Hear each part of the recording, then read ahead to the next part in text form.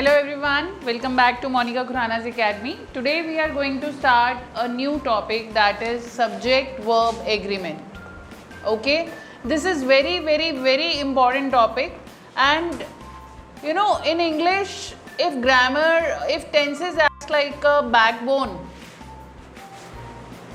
then subject-verb agreement is the basic keyword or basic crux of that bone marrow of that backbone. So subject verb concord or subject verb conjugation or subject verb agreement is very important to make a fine sentence. It is like if you hear Hindi from any other non-native Hindi speaker, then there are some errors. Like if we speak like this, that हम ये नहीं खाएंगे, it is the right syntax. Then some people talk like this, हम नहीं खाऊंगा ये, है ना? I'm not here to demean any person's communication skills. I'm just telling you how odd that language looks when you do not concord subject along with the helping verb. So basically, before beginning information or knowledge about tenses, we first understand this concept that our subject and verb conjugation should be perfect enough to understand the sentence structure. Okay, then we can do tenses in a very effective manner. So that we will do in step-by-step manner. Today I'm going to teach you the basic rules for subject-verb agreement, and you will find these videos in different parts. So first of all, let me introduce you what is subject. As you know till now, what is subject? Subject is basically any person or any particular thing, or you can say in a sentence whosoever is the doer, that is subject. So subject can be singular and plural. If we look at this, it can be pronoun, pronoun I, you, we, they, he, she, it, okay, and determiners, name, any kind of name, that is noun. Okay, so these actually form subject of a sentence. Now these can be singular or plural. Okay, so as you know, this is special case, but it acts like plural, and then this is also plural if we talk about one person. If we talk about more than one person, then also it is treated as plural. This is plural, this is plural, he, she, it, singular. Okay, determiners depends, there will be separate video on this in which we will discuss about different concepts of determiners. Okay, like if the subject is this, that, these, those, there, and some conjunctions, some like neither, nor, these kinds of subjects, nouns associated with and, as well as, and many other things where we do lot of mistakes. So we will discuss those things step by step. So determiner or name, any kind of. Okay, so that depends singular or plural what it will be. So basically students think that it is tenses which give you the idea of present, past, future. Basically helping verbs, subject, verb, concord, it is we are discussing here about helping verbs. Okay, auxiliary verbs जिनको आप बोलते हैं. So this is all about कि helping verbs are the basic things or basic subject skill that actually tell you about the time. Okay, when we do tenses, we come to know about the different segment of different time zone, but when we do from where we come to know about the time, that is basically helping verb. So अगर मैं यहाँ पे past की बात करूँ तो in past I have, did, had, was or were. Okay, we have these kinds of helping verbs. So modals or models, whatever you speak, those are also known as auxiliary verbs, helping verbs. But two helping verbs cannot be used together. This is foremost rule of English language or English grammar, that you cannot use two auxiliary verbs together. Modals also form part of helping verbs. सो जितने भी आपके modals आएंगे वो आप चाहे can, could और शैल, should वगैरह वो अंडरस्टूड है आपके लिए, वो मोडाल्स में हम लोग कवर करेंगे उस पार्ट को। लेकिन यहाँ पर आपने ये ध्यान रखना है कि वो भी ऑक्सिलरी वर्ब्स का पार्ट फॉर्म करती हैं और वो दोनों साथ साथ यूज़ नहीं होंगी। प्रेजेंट में अगर मैं बात करूँ तो मेरे पास कौन सी हेल्पिंग वर्ब्स हैं? प्रेजेंट में मेरे पास हेल्पिंग वर्ब्स हैं has, have, is, am, are, okay, and then we have do or does, right guys? so ये हमारे पास प्रेजेंट का है। फ्यूचर हमें किस पर्टिकुलर हेल्पिंग वर्ब से पता चलता है? will और shall से, right? will और shall as you know it is modal also। so basically अगर हम modals में इसका यूसेज देखेंगे तो हम डिफरेंट एस्पेक्ट से समझेंगे। यहाँ हम सिर्फ फ्यूचर टेंस में जब भी विल और शैल का यूज़ करेंगे तो कैसे करेंगे, यहाँ हम सिर्फ उस पर्सपेक्टिव से इसको अंडरस्टैंड करेंगे। सो सबसे पहले दो ही हैं ये, so let's discuss about future tense, will और शैल।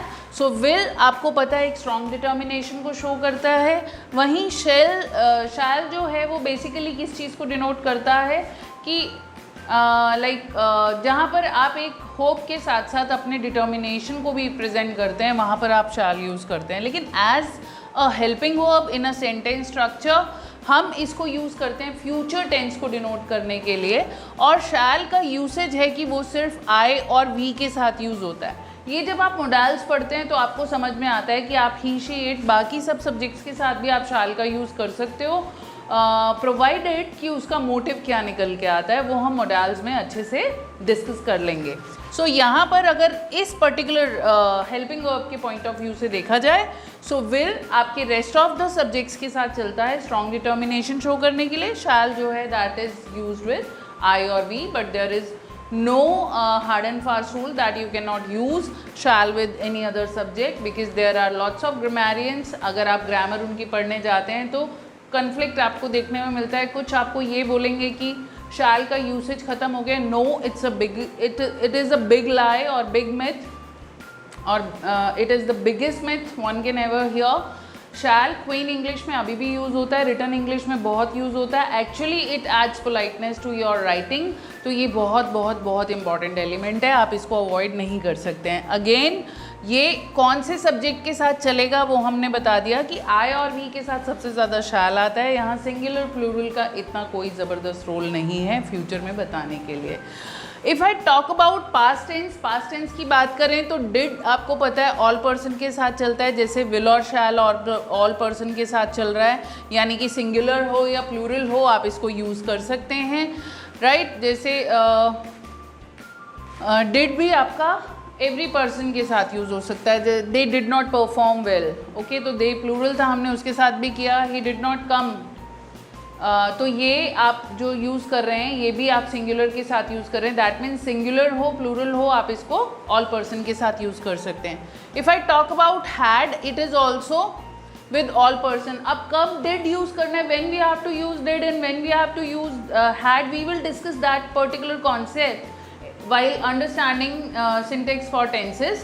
सो वहाँ पर हमें ये ज़्यादा अच्छे से समझ आ जाएगा डिड और हैड का कॉन्सेप्ट। लेकिन अभी आपको ये समझना है कि कौन से सब्जेक्ट के साथ, जैसे हिंदी में आप अगर हैं यूज़ कर रहे हो और है यूज़ कर रहे हो तो वो किसके साथ आप यूज़ करते हो आपको समझ आता है ना। सिमिलरली हैड और डिड। और एक सबसे बड़ी आपको एक बात यहाँ पर मैं क्लियर करना चाहती हूँ, I want to clear one thing, never ever think with perspective of Hindi. Hindi का एग्जाम्पल मैंने आपको ये दिया है कि ओके आप ऐसे बात करते हो तो कैसे वो कहाँ पर आपको ऑड फील हो रहा है लैंग्वेज का सिंटेक्स। मैंने आपको ये हिंदी का एग्जाम्पल इसलिए नहीं दिया कि आप हिंदी से ट्रांसलेट करो। One of the biggest mistake a student और a person ever does while learning English language, they translate their language into any other foreign language। As per my experience, what you have to do, you have to understand foreign language with respect to your native language। So instead of transformation, like instead of translating from Hindi to English, you should translate from English to Hindi. In that manner you can learn very effectively. There are many ways by which you can learn the skill. Google Translator is the best one, and there are many other ways by which you can learn basic skills of English. Okay, so translator, Google Translator is the best thing to learn about translation, like to translate English sentences into Hindi. And then if I talk about was, were, was we always use with singular subject, and was, were plural subject. Now tell me, if I talk about you as a singular, then we would we use was or were? Obviously you will say were, but आप देखोगे काफ़ी सारे लोग mistake करते हैं you के साथ was में. आपको सुनने में अजीब लग रहा होगा, लेकिन ऐसी मिस्टेक्स देखने में मिलती हैं. एज अ टीचर हमने बहुत इस मिस्टेक्स को देखा है. तो यू चाहे सिंगुलर हो, यू चाहे प्लूरल हो, you will always use plural helping verb with it, that is were. Okay, so if I talk about I, और जनरली ये मिस्टेक्स कौन करते हैं बच्चे? जनरली आप देखोगे जो फ्रेंच लैंग्वेज सीख रहे हैं, स्पेनिश लैंग्वेज सीख रहे हैं, हिंदी लैंग्वेज अलग से सीख रहे हैं, जो नॉन नेटिव स्पीकर हैं इंग्लिश के, तो उनका जो सब्जेक्ट वर्ब कॉन्जुगेशन चलता है वो हिंदी की तरह चलता है. तू बोल रहे हैं तो कुछ और यूज़ कर रहे हैं, आप बोल रहे हो तो हम हैं यूज़ कर रहे हैं ना, in that context. But in English we have plural helping verb with you, even if we are talking about one person or talking about so many persons. So if I talk about I, okay, so with I what do you use? Was or were? Okay, आप में से कई लोग ये कह रहे होंगे ma'am I was use करते हैं, तो यहाँ मैं आपको करेक्ट करना चाहूँगी कि I was and I were we can use both, right. लेकिन यहाँ समझना है कि कैसे दोनों यूज़ हो सकते हैं. अगर मैं ये कहूँ I was a good student, that means मैं एक अच्छी स्टूडेंट थी. If I write as I were a good student, meaning मैं विश कर रही हूँ काश मैं एक अच्छी स्टूडेंट होती. तो इमेजिनरी सेंटेंसेस को फॉर्म करने के लिए हम लोग वर हेल्पिंग वर्ब यूज़ करते हैं, ना कि सिर्फ आई के साथ, जबकि ही शी के साथ भी आप इसको देखोगे अगर आप इफ़ कंडीशनल सेंटेंसेस पढ़ोगे. बट आई के साथ you can use were too, as well as if we talk about I was, तो ये ओरिजिनल सिचुएशंस हैं जो हो चुकी हैं, राइट, या जो जिन पोजीशंस को आप बताने जा रहे हैं यहाँ पर. If I talk about present tense, then in present tense we have these helping verbs. As you know is हम singular के साथ यूज़ करते हैं. I हमारा special case है, we use with I, am, I special case है तो we use am with I, and then are we use with you and plural. Okay, they and all, यानी कि हम plural के साथ इसको यूज़ कर रहे हैं. डू की बात अगर हम करें सो प्लूरल के साथ डू आता है, डज सिंगुलर के साथ आता है. हैज़ की बात अगर हम करें तो हैज़ सिंगुलर के साथ है, हैव प्लूरल के साथ है. Now there are so many examples, there are so many rules which we have to discuss with you, and here I would like to suggest you just polish your skill with respect to this basic fundamental of subject verb agreement. I'll teach some important rules in next video. So for now it is just enough, just learn, and whatever test or Google form is associated with this video, just attempt that, test your skills, and then come to next video. Bye for now. Thank you so much for watching.